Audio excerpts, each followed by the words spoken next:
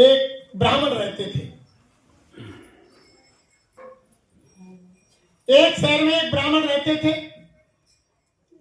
वो राजा के यहां आ गए और राजा से कहा कि महाराज मैं बहुत गरीब हूं। तो राजा ने कहा कि ब्राह्मण देव बताओ क्या किया जाए कि महाराज मेरे खाने के लिए और रहने के लिए कोई इंतजाम कर दिया जाए। राजा का जब दरबार लगता था प्रेमियों, उसी जगह पर राजा ने उसको एक छोटा सा मंदिर पूजा के लिए बना दिया और वो ब्राह्मण देव उसमें रहने लगे। वहीं अपना भोजन बना ले और पूजा करो उसमें रहे। अचानक देखो क्या होता है कर्म की गति। देखो लेन देन का कर्जा कैसे होता है प्रेमियों, कैसे जन्मों का खेल होता है।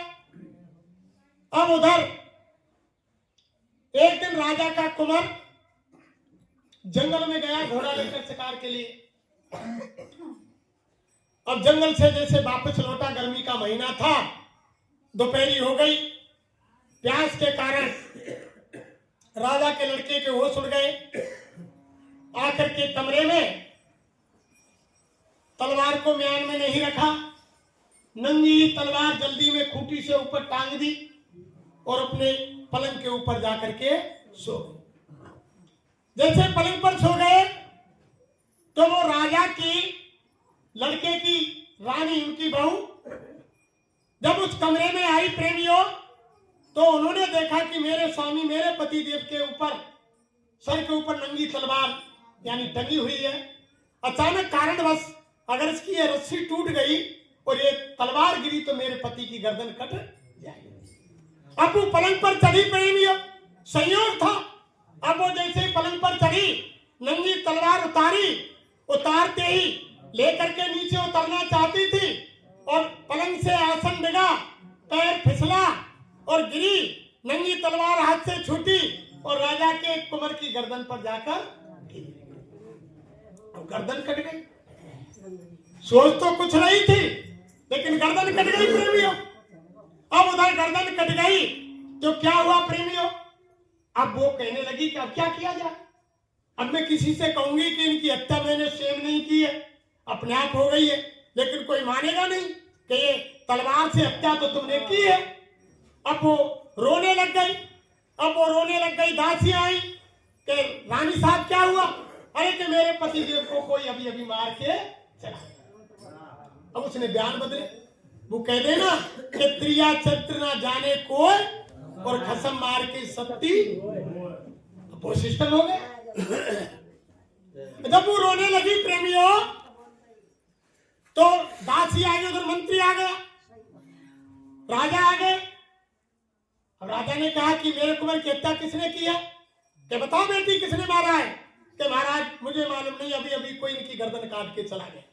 राजा ने कही कि देखो बाहर कौन गया है।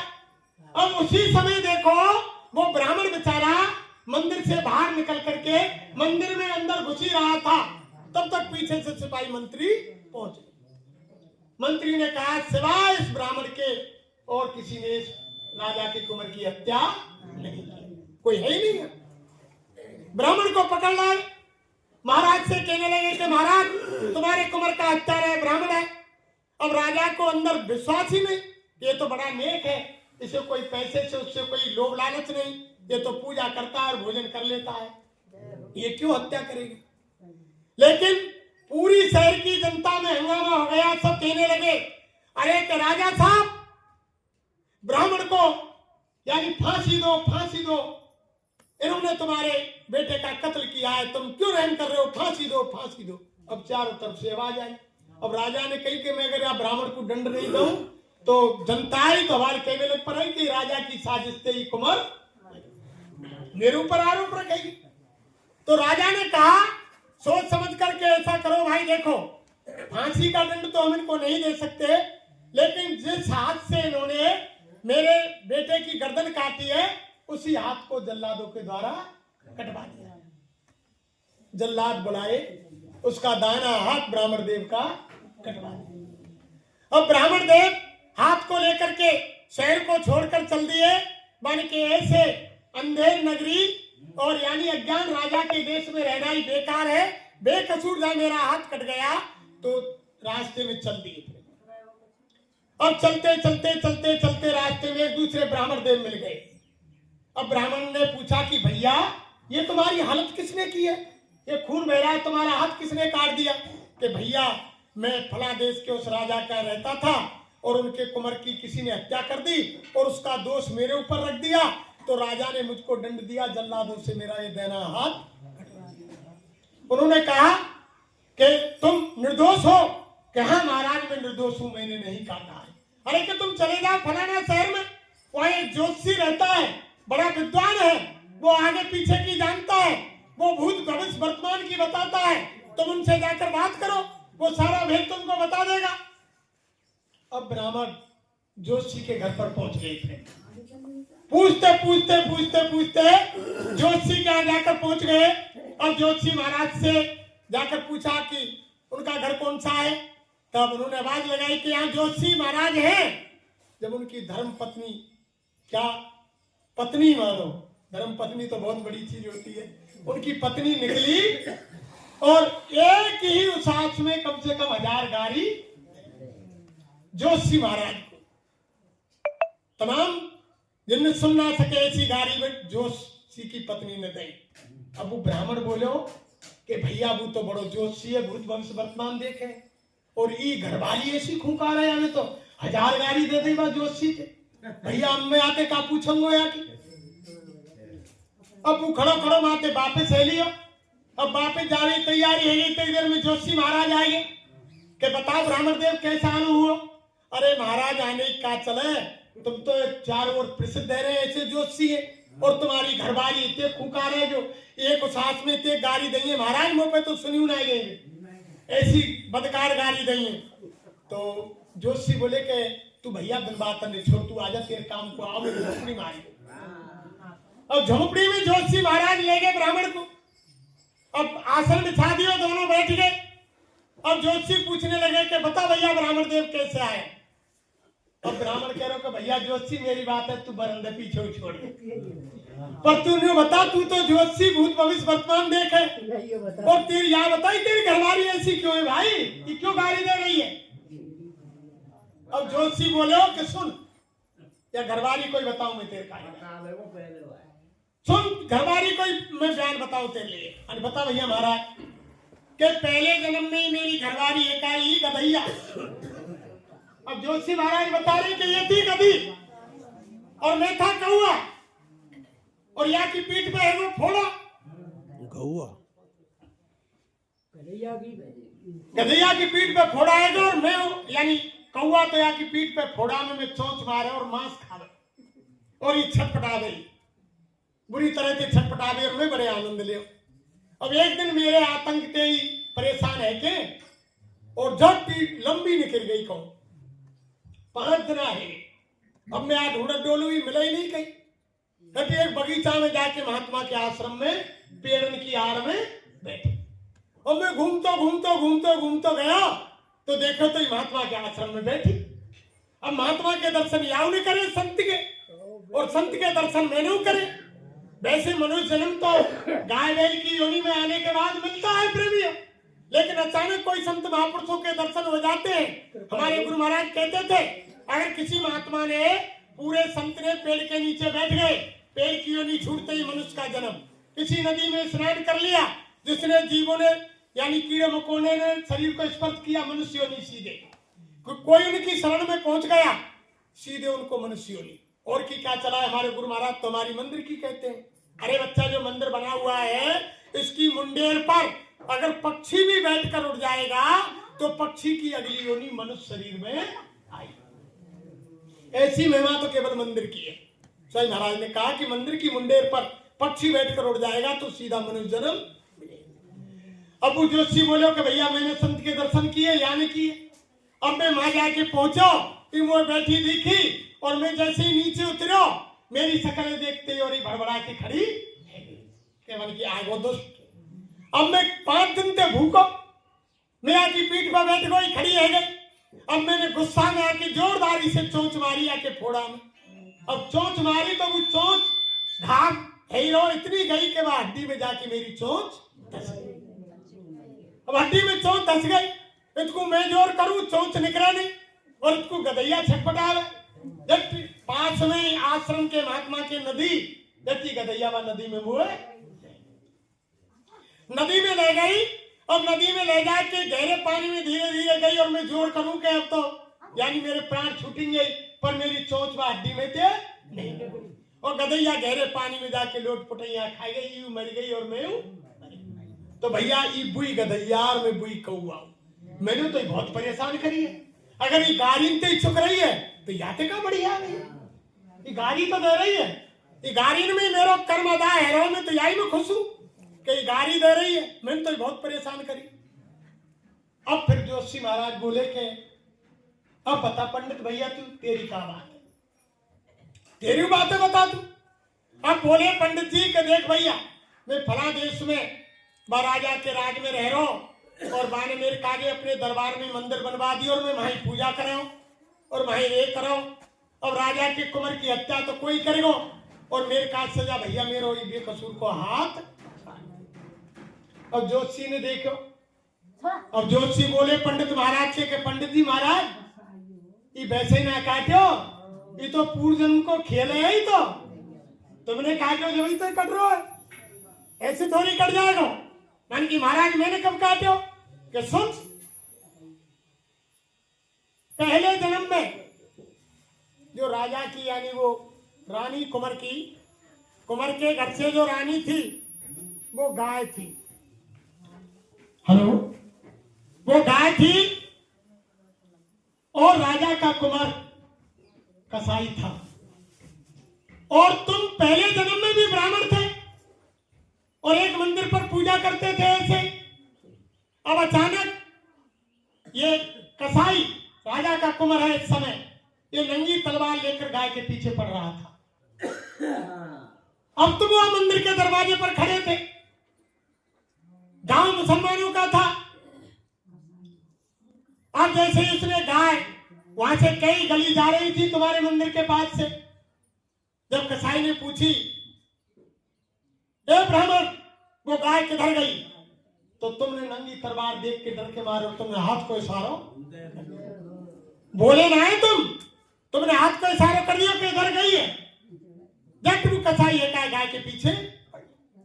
अब गाय जंगल में पहुंच गई महात्मा के आश्रम में, और भू आश्रम में पहुंच गो। अब महात्मा जी तपस्या पे बैठे, दोनों ने दर्शन किए महात्मा के वहां भी।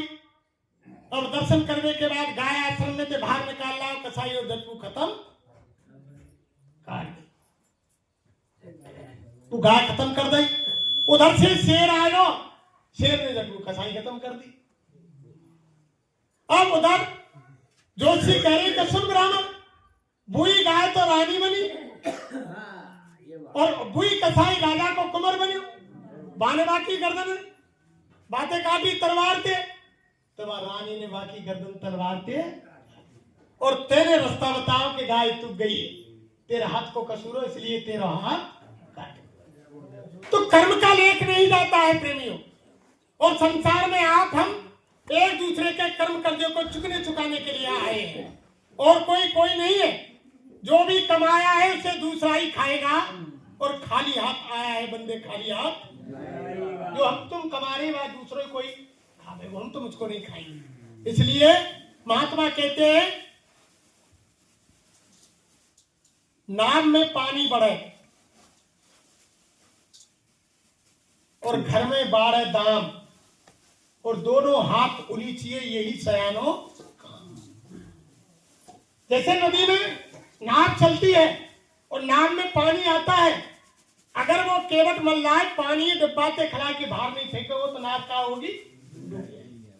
ऐसे ही घर में पैसा है, अगर तुम दान नहीं करेंगे तो फिर लास्ट में क्या होगा, नाश होगा, नाव डूब जाएगी। इसलिए महात्मा ने कहा कि धन की 3 गति होती है, भोग, दान और नाश। परमात्मा ने दिया भोग में लो, यूज करो अच्छे काम में हर जगह, और बच रहा है दान में दो। और अगर तुम बात यानी कंजूस कृपण बन के बाद रख देंगे तो उसको फिर क्या होगा, वो काम नहीं आएगा। भाई ये चीज जाने वाली नहीं है साथ प्रेमियों, कोई एक के साथ चला जाए। अगर तुमको धन शुद्ध करना है तो दान करो, पुण्य करो। अगर शरीर शुद्ध करना है तो सेवा करो, और मन शुद्ध करना है तो भगवान का भजन करो। सीधी बात है, इसमें कोई वो नहीं है। जब तक हमें यानी महात्माओं की बात को नहीं मानेंगे तब तक यानी कोई बात बनने वाली नहीं। इसलिए रोजाना समय निकाल करके प्रेमियों, ये हमारे गुरु महाराज कह रहे हैं, धरती पर भारी से भारी विनाश होगा, कोई रोकने वाला नहीं है। स्वयं महाराज ने कहा कि ऐसा समय विश्व के अंदर चंद दिनों में आएगा और जय गुरुदेव नाम का झंडा घर घर में। ऐसा समय आने वाला है, सारा विश्व पुकारेगा, ऐसी तबाही मचेगी। गुरु महाराज ने कहा कि धर्म दसे चाहे प्रलय मचे, लेकिन सतयुग जरूर आएगा। परिवर्तन को कोई रोक नहीं सकता। जो परिवर्तन होना है, गुरु महाराज बोले, ऐसा परिवर्तन होगा जो लोगों के दिल दिमाग में नहीं है। रात को सोएंगे जब कुछ और सुबह जगेंगे जब कुछ, सारा का सारा रखा रह जाएगा। स्वयं महाराज बोले कि लोग समझ रहे हैं कि कुछ नहीं होगा। यानी वो 1995 से चंडी एक भगवान है, एक देवी है, वो मसाल लेकर के निकल पड़ी है। वो विश्व में 3 काम कर रही है। पहले धन की कमी, और दूसरे यानी लड़ाई झगड़े, और तीसरी बीमारी। वो लगातार तीनों काम बदस्तूर कर रही है। वो अपने काम में चारों तरफ लगी हुई है। स्वयं महाराज कह रहे हैं, जैसे दुर्योधन को 3 बार जाकर के भगवान कृष्ण ने समझाया कि उनको दिखाई दे रहा था कि महाभारत यानी विश्व युद्ध होने पर ना जमीन को कौरव भोगेंगे ना पांडव भोगेंगे, जमीन यही रह जाएगी, सर्वनाश हो जाएगा। भगवान कृष्ण को मालूम थी, इसीलिए उन्होंने जाकर समझाया कि कोई बाद में ये ना कहे कि भगवान ने पहले नहीं बताया। इसलिए बाबा जी कह रहे हैं कि हम तो इसलिए सबको समय दे रखा है कि अब भी आप शाकाहारी हो जाओ।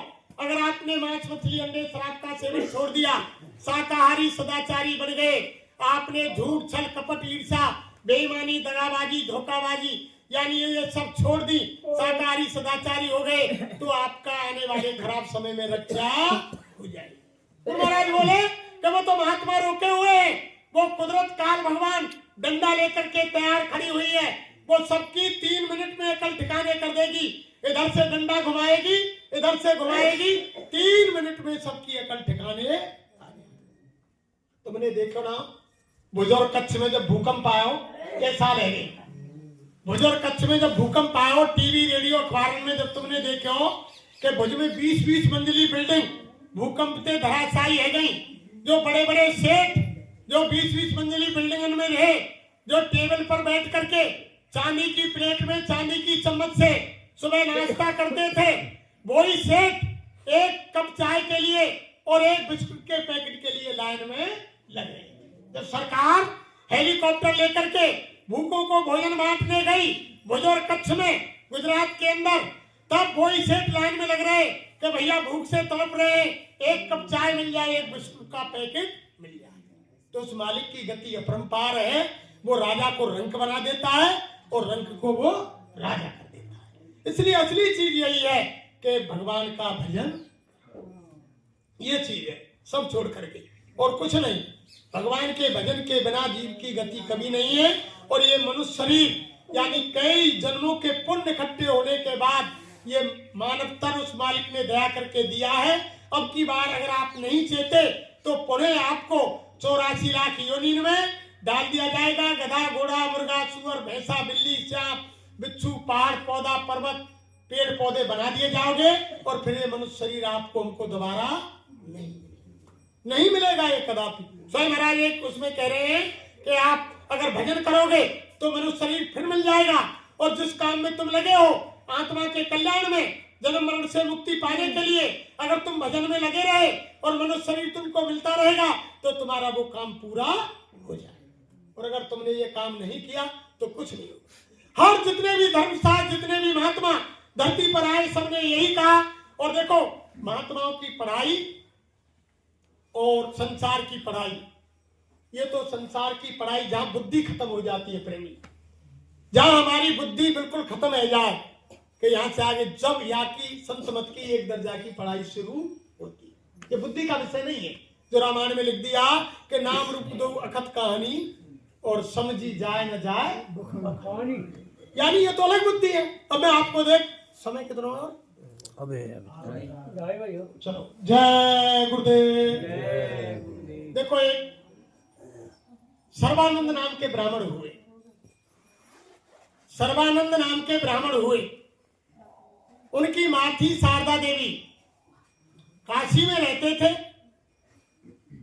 कबीर साहब उस समय आए, उस समय की बात है। अब उनके पिता नहीं थे। उनकी मां शारदा देवी कबीर साहब की शिष्या थी और वो सर्वानंद ब्राह्मण जी शिक्षा पढ़ने के लिए जगह जगह इतना भ्रमण किया कि 4 वेद, 6 7 18 पुराण, 16 उपनिषद, यानी कोई भी धर्मशास्त्र ऐसा नहीं छोड़े उनने जो यानी अध्ययन नहीं करो, यानी कंठस्थ नहीं कियो। और सारे उनने लेकर के और बैल पे लाद के चले हुए। कोई अगर कोई गलती निकाला हो तो पूरे इतिहास में बैल पे लाद के चले सबन ने कि या मैं श्लोक ही लिख रहा हूं, ये कह रहा हूं। इतना कंठस्थ कर लिया। जब वो इतनी पढ़ाई करके प्रेमियों घर पर आए, माँ ने देखा कि मेरा बेटा सर्वानंद आ गया, पैर छुए, आशीर्वाद दिया कि बेटा सर्वानंद आयुष्मान भव। जब सर्वानंद ने कहा कि माँ सर्वानंद मत कहे, मुझे सर्वजीत कहे, मैंने सबको जीत लिया है, मेरे सामने साथ तुम्हें मुझसे कोई जीत नहीं सकता। माँ बोली शारदा देवी के बेटा मैं नहीं मानती, अगर तुमने साथ तुम्हें कबीर साहब को हरा दिया तो मैं मान जाऊंगी कि मेरा बेटा सर्वजीत है, नहीं मैं तुमसे सर्वानंद। अब इतनी बात सुनकर के सर्वानंद बैल को लेकर के लौट पड़े तुरंत कि माँ हम भोजन तभी करेंगे जब कबीर साहब को साथ तुम्हें हरा करके तुम्हारे पास आ जाए। माँ कबीर साहब रहे काशी में, और काशी में रहो सर्वानंद। अब लेके बैले पहुंच गए कुटिया में साहिब कबीर, और उधर जैसी बैले लेके पहुंचे उनकी लड़की कमाली बाहर निकली।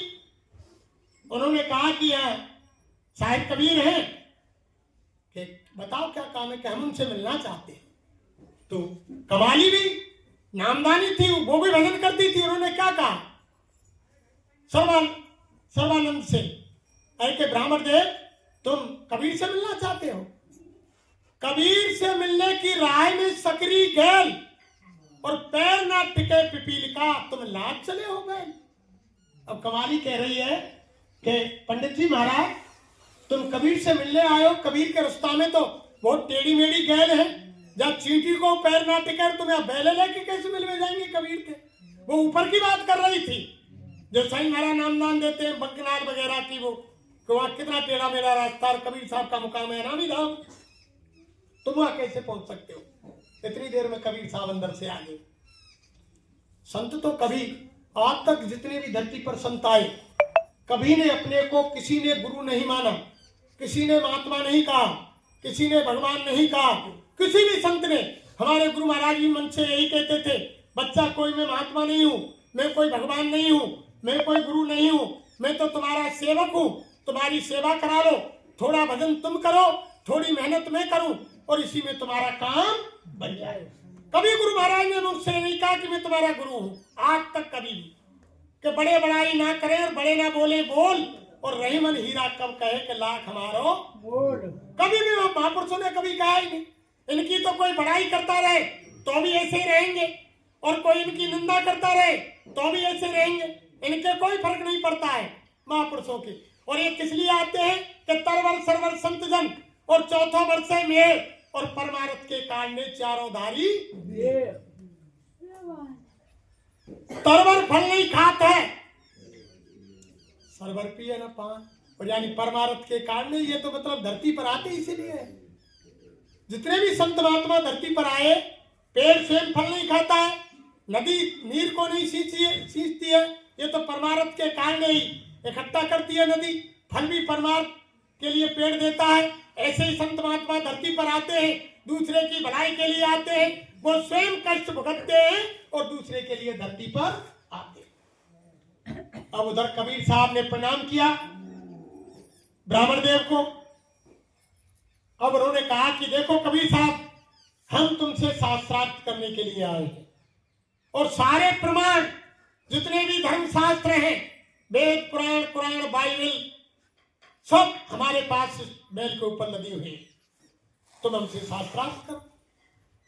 अब कबीर साहब हाथ जोड़ के बोले कि भैया ब्राह्मण देव, तेने इतने नाम बताए, मैं तो वेद शास्त्र के नाम ना जानू, मैं तो अनपढ़ हूं, एक दिन स्कूल में ना आएगो अंगूठा टेकू, तो भैया मैं कैसे तुमसे शास्त्रार्थ करूंगा।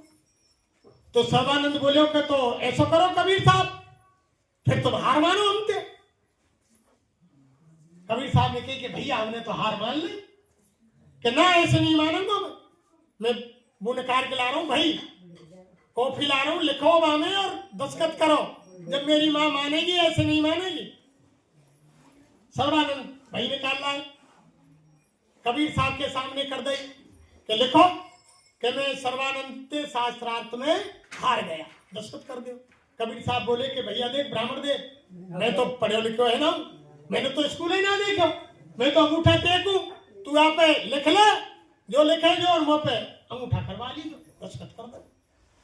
जब सोच समझ के सर्वानंद ने लिख दियो कि सर्वानंद से शास्त्रार्थ में कबीर साहब हार गए, पढ़ के बन के लियो साहब साइन कर दो।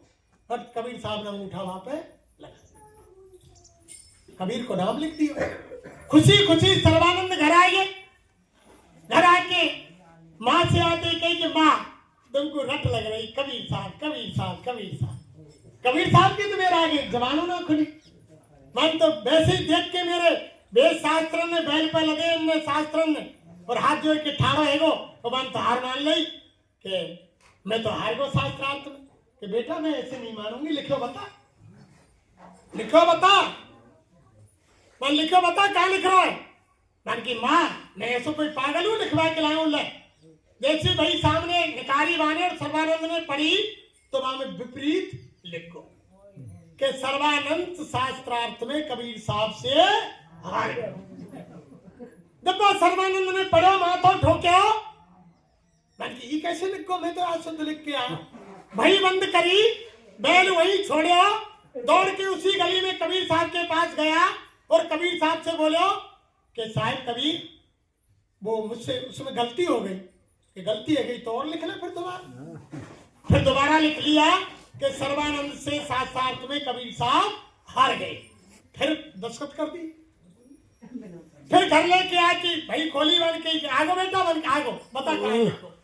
फिर मैंने खोल के पढ़ो तो फिर वही उल्टे लिख रहा कि सर्वानंद कबीर साहब से शास्त्रार्थ में हार गए। फिर मैंने माथा ठोको कि बीमारी क्या। फिर तीसरी बार फिर लौट के गया, फिर सोच समझ के बार बार पढ़ के 3-4 बार फिर कबीर के सामने कियो, अब कबीर के सामने कियो बंदे दस्तखत कर दिए। फिर घर आके पढ़ो तो वही उल्टो लिख रहा कि कबीर साहब से सर्वानंद शास्त्रार्थ में हार गए। जब पैरन में जा फिर माँ के माँ ये कौन सी विद्या है, इसको मैंने आज तक नहीं पाया, ये कौन सी विद्या है कि क्या हो गया बेटा। कि माँ मैं ऐसा लिख के वहां कबीर साहब के सामने करता हूं और जब यहाँ कर पढ़ता हूं तो विपरीत लिख जाता कि बेटा उनके पास जाओ, वो बहुत बड़ी हस्ती है, बिन पग चले सुने बिन काना और बिन कर कर्म करे बिन नाना। वो छोटी मोटी हस्ती नहीं, तुम उनके पास जाओ, उनके पैरों में गिर जाओ, माफी मांगो, महात्मा दयालु होते हैं, तुमको बताएंगे। जब लौट करके सर्वानंद गए, जा करके कबीर के पैरों में गए कि महाराज हमसे गलती हो गई, ये कौन सी विद्या है इसको बताओ। कि बेटा इस विद्या को अब तू दूसरे रंग में रंग गया है, जैसे कोई कपड़ा होता है ना सफेद, बात तुम लाल पीरो हरे गुलाबी का रंग में रंग देंगे, फिर वहां पे और कोई रंग चढ़ाएंगे तो दूसरा रंग नहीं चढ़ेगा, टाइम लगेगा उसमें। तो उन्होंने कहा कबीर साहब ने कि बच्चा तू दूसरे रंग में बहुत गहरा रंगा हुआ है, तुम्हें समय लगेगा, लेकिन मैं तुमको बताता हूं, मेरा भगत है, उनके पास तुम चले जाओ और इस विद्या का भेद तुमको वो बता दे। अब गांव बता दिए, सर्वानंद के तो दिल ते लग रही, भूख प्यास उड़ गई। अब सर्वानंद जी वहां जाकर पहुंच गए, बस शहर में पहुंचे और वहां जाके पूछी कि भैया लालू भगत को घर कौन सा है। चलते चलते चलते चलते लालू भगत मिल गए।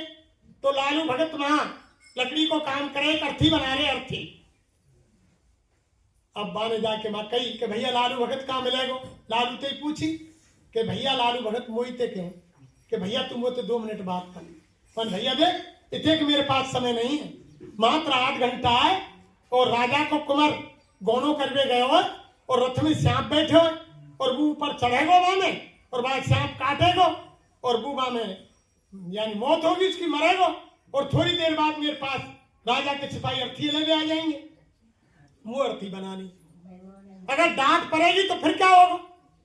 अब वो बोलो कि भैया ये कैसा आदमी है, तुम्हें मालूम है कि 8 घंटा है और जब वो राजा को खबर ना कर रो कि तेरे छोरा से आप खावे, मान की 5 मिनट बैठ जाते। अब वो बैठ गो को माता ठनिक को मान की ये कैसा भगत है, या मालूम है कि राजा कुमार मरेगा और जमुना के में जा रहा हूं और अर्थी बना के लग रहा हूं। अब इतनी देर में एक बुजुर्ग आ गो काफी देर बाद। अब आने वाला लालू ते कही कि भगत मान के यहाँ दादा कि वो आँच ना करी थे ना कि दादा मैंने आँच ना करी, वो मैं अर्थी बनावे लग पड़े, वो राजा कुमार खत्म हो गो बात मारे जल्दी में। तो यार हमें तो हुक्का की उखास लग रही, हुक्का पीनो मान की आप तो आँच ना बैठ दें। फिर मान ध्यान दियो वो जब चलने लग पड़े बुजुर्ग मन ठहर ठहर 5 मिनट रह जा, तू ये मेरी टाल लग रही है ना लकड़िया की, या आग लगेगी और तू कितने को आँच डालेगी। अब बस सर्वानंद का और माथा ठनक गया कि यार जब ये मालूम है कि मेरी लकड़ी की टाल जलेगी फिर आप इंतजाम क्यों ना करो, पानी छिड़क दे, क्या दूर हटा दे, कुछ तो कर ले आपको। बैठ मान की चलो देखते हैं, दोनों में थोड़ा थोड़ा समय है। जब ये काम हैगे दोनों आग लग गई टाल में, राजा कुंवर को अर्थी ले आगे तो समझ लेंगे कि वास्तव में की बात सत्य है। अब उधर देखो थोड़ी देर में राजा के कुंवर को अर्थी ले सिपाही आ गए। सिपाही बोले कि भगत वो अर्थी तैयार है कि हाँ हजूर महाराज ले जाओ। अर्थी ले थोड़ी मिनट बीची जब बाकी टाल में आग लग गई। अब टाल में आग लग गई, बे अर्थी ले गए। अब वो लालू भगत एक आया गो पंडित जी के पास कि भैया अब बता ब्राह्मण देव तेरी क्या बात है। अब मैं फुर्सत में मान के यूं पूछ लो महाराज मेरी बात है तुम छोड़ो, पर तुमने पहले मालूम ही कि राजा कुंवर मरेगो, 8 घंटा पहले को क्यों ना बचाओ तुमने वो, और तुमने मालूम ही कि यार टाल में आग लगेगी क्यों ना की तुमने वो करी। अब वो बोलो लालू भगत सुन भैया ब्राह्मण देव मुंह पे तो राजा कुंवर में 8 घंटा और टाल में आग लगने में 10 मिनट, मैं तो कुछ 7 दिन की मोहलत दे रहा हूँ, 7 दिन की मोहलत। ये सामने बरको वृक्ष है ना, दिन के 12 बजे फिक्स या बर के वृक्ष के नीचे तो फांसी लगेगी, तेरे लिए फांसी लगेगी इस वृक्ष के नीचे। मेरे पास तो 8 घंटा 10 मिनट था, मैं तुमको 7 दिन का समय दे रहा हूँ और तू तो बचे जाए तो माथा ठनक गया प्रेमी, माथा ठनक गया सर्वानंद का। उसी समय धोपती उठाई और उस शहर से भग दिया। 3 दिन लगातार चला, भूखो प्यासो रात के 12 बजे झट एक पेड़ के नीचे जाकर के गैरों से के गिर पड़े। फिर गिर पड़े हो दिन भर को चलो परेशान है, रोज नींद आ गई। अब नींद आ गई, अब सुबह भयो, अब बोलो कि मैं 3 दिन और 1 आधी रात चलूं,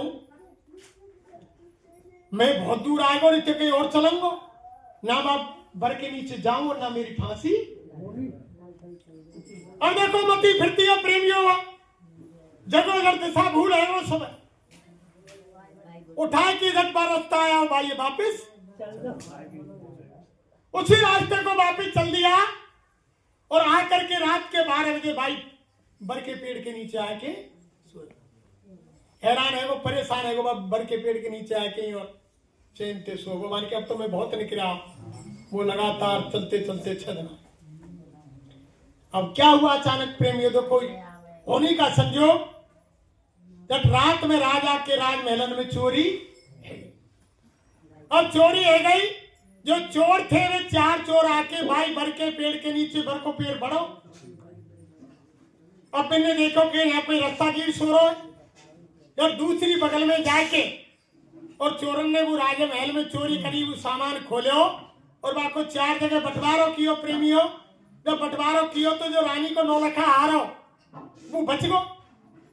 अब वे बोले कि या को क्या करेंगे भाई कि टूक करो कि 4 टुकड़ा करेंगे।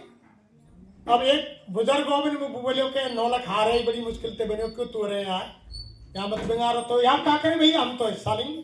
पर देखो भैया जी बगल में ब्राह्मण सो रहो है यू बेचारो परमार्थी काम करे कि तुम तो चल के आए हो धर्म को काम करके और ये परेशान है रो ऐसा करो या हारे तुम याकू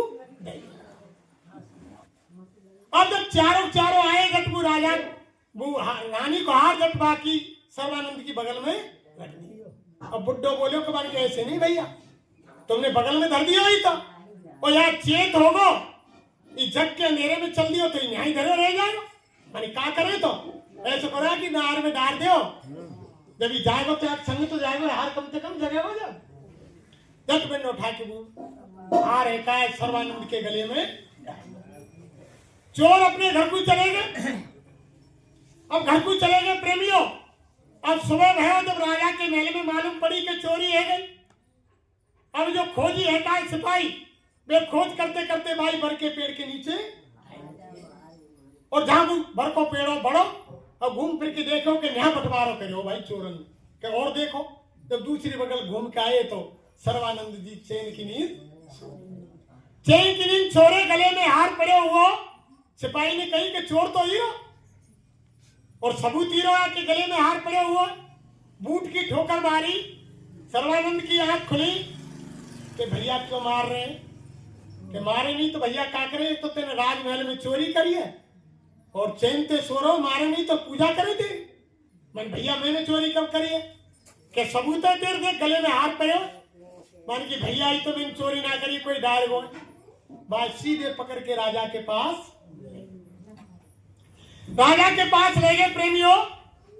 राजा ने कहा कि जिस बर के पेड़ के नीचे मिला है उसी बर के पेड़ के नीचे दिन के 12 बजे इसको फांसी लगी। अब बात झट एकदम होश आए अरे मान के वो लालू भगत ने कही कि आई बर के पेड़ के नीचे तेरी फांसी मैं तो लौट के नहीं आएगा जैसी हो तब बिता तैसी मिले सहाय और जो ना जा सके तहाँ लगेगा। अब फांसी को नंबर आएगा मां तखत लगा दिया फांसी को 8 घंटा रहेगा 11:30 बज गए। अब पूछी सर्वानंद के भैया बता तो का घर के कुटुंब परिवार ते बीवी बच्चा ते काउते मिलनो है कि भैया मोए काउते ना मिलनो नहीं सोच ले काउते मिलनो। सिपाही बोले कुछ खानो पीनो तो बता दे 10-20 मिनट बाकी और रही है भाई तेरी वहां फांसी में। तट भाई एकदम ध्यान आ के भैया मोए ना का घर के तो मिलनो ना कुछ खानो त्यारा शहर में लालू भगत है बातें मिला दो भाई मोए। सिपाही गए अंतिम इच्छा पूर्ति करते हैं। सिपाही गए लालू भगत लाए जैसे लालू भगत सामने आया देख के आंसू आ गए सर्वानंद के कि भैया आप तो मेरे प्राण बचा दे मैं बिल्कुल निर्दोष हूं मैंने ना कोई चोरी करी ना कछु करी। अब लालू भगत बोलो कि देख भैया मैं मेरे सतगुरु दाता दयालु से निवेदन करता हूं उनसे अर्जी लगाता हूं सब खेल उनका ही कराया है तुम्हारी या संसार की या मोह माया हटावे का ही उनको ही खेल रचे हुए और उनसे मैं निवेदन करता हूं और उनने मेरी विनती स्वीकार कर ली तो तुम्हारा काम हो जाएगा वरना मेरे बस की तो भैया कुछ और तू भैया निवेदन कर दाता दयालु कबीर साहब महाराज साहब कबीर तो तू विनती प्रार्थना कर और मैं भी करता हूं मेरे सतगुरु से। अब माने अर्जी लगाई अंतर में जैसे अर्जी लगाई और मालिक ने सुनी। अब फिर चोरन को रात में जब सपनों दियो भाई रात जब चोरी करके ले गए मैंने एक लेटे सुबह कि भैया देखो फांसी लग रही है वाक्या में सर्वानंद को एक तो तुम चोरी करिए तुमने एक तो पाप ही किया और दूसरो यानी निर्दोष ब्राह्मण मारे जा रहा तुम पे बाको पाप लगेगा ब्रह्म हत्या को या सामान्य वापस करके आओ और नहीं करे तो तुम्हें यानी जीवन भर ये मनुष्य शरीर नहीं मिलेगा और तुम्हें यानी या कर्म को भोग। अब साहब चोर ने आके विनती कही कि भैया ऐसे ऐसे मुंह ने आंख सी लग गई है भाई दिन में और सुबह और भैया ऐसे ऐसी बात है कि तुम्हें हमारा इकट्ठा करो राजा के माले चलो। अब मैंने इकट्ठो करे राजा के माले गए कि महाराज ब्राह्मण देव को फांसी मत दो वो तो निर्दोष है चोर, तो महाराज हमें मानी कैसे के मारी रो हम पे। तो बाके गले बाहर कहते आए कि महाराज वो बंटवारे में बच गो, हमने डालो बाके गले में। तो राजा ने कही ये भी सच्चे चोर हैं, इनको भी रिहा कर दो। और बात सर्वानंद ब्राह्मण हुए उस समय बात सोचना। तो ये संतमत की विद्या ऐसी होती है प्रेमी, संतमत छोटी मोटी बात नहीं होती है। महात्मा हमेशा देखो, एक बार लालू भगत के यहाँ गुरु नानक देव आए एक गांव में, बस एक गांव में, यानी एक बड़े जमींदार साहूकार रहते थे और लालू भगत बेचारा बिल्कुल गरीब था, लेकिन गुरु में इतनी आस्था थी, संगत की सेवा इतनी करता था बहुत ज्यादा। अब वह सत्संग रख दिया, नानक देव ने कह दिया कि हम तुम्हारे कल गांव आ रहे हैं और वह संगत बैठेगी और हमारे खाने पीने का और संगत का इंतजाम कर ले। अब शाम सत्संग इकट्ठे, अब उधर सत्संग हुआ। अब लालू भगत ने कह दी कि हजूर गुरु महाराज मैं आपको भोजन बनवा रहा हूँ। और गांव का जो साहूकार था जमींदार बड़ा, वो भी आया कि गुरु महाराज आपका भोजन आज मेरे घर बन रहा है। ठीक है बच्चा, लालू भगत से कह दिया ठीक है बच्चा। सत्संग समाप्त हुआ, वो गुरु की दया। और लालू भगत जल्दी आ गए गुरु महाराज नानक देव को बुलाने। दिनांक 17 दिसंबर 2024 ग्राम कटौती तहसील नगरी जिला राजस्थान में यह गुरुदेव संगत का यह सत्संग वचन इस समय चला हुआ है। दुर्योधन की छोड़ के मेरे पास साग दुर्गन खाया और भक्तन ने मुझे डाला था, यानी मेरा तो क्या दिया उसे मालूम थी कि ये दुष्कर्म से करी हुई कमाई का भोजन है दुर्योधन का, इसको मैं खाऊंगा बुद्धि खराब हो जाएगी। तो विदुर के घर में साग खाया भगवान ने। ऐसे नानक देव जी लालू भगत के घर पहुंच गए, सूखी रोटी और सब्जी का भोजन किया। करने के बाद इतने में साहूकार आ गए, महाराज भोजन के लिए चलो आपको भोजन तैयार है। नानक देव बोले कि बच्चा हमने तो भगत क्या भोजन कर लिया, अब दोबारा भोजन कैसे करें। जब वो बिगड़ गया अरे तुम जाति पक्ष करते हो, गरीब क्या भोजन खा लिया और हमने आपके लिए पकवान बनवाए और ये वो किया और तुम सूखी रोटी इनके घर खा लिया। हमने तो देसी घी में बहुत पकवान तुम्हारे लिए बनवाए और तुम मेरे घर भोजन नहीं कर रहे हो। जब नाराज साहूकार जी जमींदार, अब गुरु तो बहुत दयालु होते हैं, वो बोले बच्चा ठीक है चलो ऐसा करो तुम्हारे घर से भोजन लाओ। और लालू भगत से कहा कि तुम्हारे घर से भोजन लाओ। जब गुरु महाराज नानक देव मंच पर चढ़ गए और एक मुट्ठी में लालू भगत की सूखी रोटी और एक मुट्ठी में नानक देव के हाथ में साहूकार जमींदार का वो यानी मीठा भोजन पकवान। जब गुरु नानक देव ने कसकर मुट्ठी मारी लालू भगत के भोजन की तो सूखी रोटी में से दूध की धार निकली। और जब इधर का भोजन कसकर नानक देव ने दबाया तो उस पकवान में से खून की धार निकली। जब नानक देव कहने लगे कि बताओ बच्चा मैं खून को पीऊं या दूध को पीऊं, बताओ दूध वाला भोजन करूं मैं या ये खून वाला भोजन करूं। जब नानक देव ने कहा कि ये गरीब लोगों की यानी हक छीन करके बेईमानी से उन पर ब्याज की ब्याज लगा करके उनका हक मार के इन्होंने जो पैसा कमाया है ये भोजन उसका है और लालू भगत का भोजन उनकी 20 होन की कमाई का नेक भोजन है। तो खाने का भी बहुत अंतर होता है। तभी तो महात्मा ने कहा कि जैसो खावे अन्न और वैसो होवे मन और जैसो पीवे पानी और वैसी होवे पानी। अगर तुम किसी चोर का भोजन करेंगे तो तुम्हारी बुद्धि भी चोर हो जाएगी। शराबी का भोजन करेंगे वो कहा है कि वैसा धीमर और शिकारी नृप विषय और मांसाहारी इनकर भोजन करे जो संता और साधन भजन को है जा और लालच ना करके हम तुम भोजन कर ले कि पकवान है खा ले। खाने का बहुत बड़ा दोष होता है, छोटा मोटा दोष। मांसाहारी मानवा प्रत्यक्ष राक्षस संग और इनकी संगत जो करे परे भजन में तिल भर मच्छी खाए के कोट गऊ दे दान और काशी करवट ले मरे निश्चय नरक। मीन मांस को करे आहारा और 64 जन्म गीत अवतार। ये सारी चीज देखो, पहले समय में कितने गिद्ध चील रहे हमारे गांव के बुजुर्गन नहीं पूछो, इतने चील गिद्ध रहे कि फिरे करे में। अब बेव बेचारे मैदान क्यों छोड़ गए कि जब आदमी खावे वाले पैदा है, आदमी पे तो मांस ना बच रो तो हम कहाँ खाएंगे, मैदान छोड़ गए। नहीं वो मृतक भोजन, और पहले गाय बैल भैंस घर में लुके यान हमको कमाओ दूध दियो है, बेचो मती ना। दो चार ने रोजीना बुजुर्गन ने पूछो, वे डंडा गाड़ गाड़ के नीचे बेड़ा फसा फसा खड़ी करे और बन्ने सूते और कितनी सेवा करे ढोरन की। पहले लग जाए नीचे, इतने बल दो लकड़ियां लगा लगाए गाड़ गाड़ के इनकी सेवा कराए। आज ने बीमार है वो कसाई बुलाए और कटवा दी, तो सबका भोग भोगना पड़ेगा।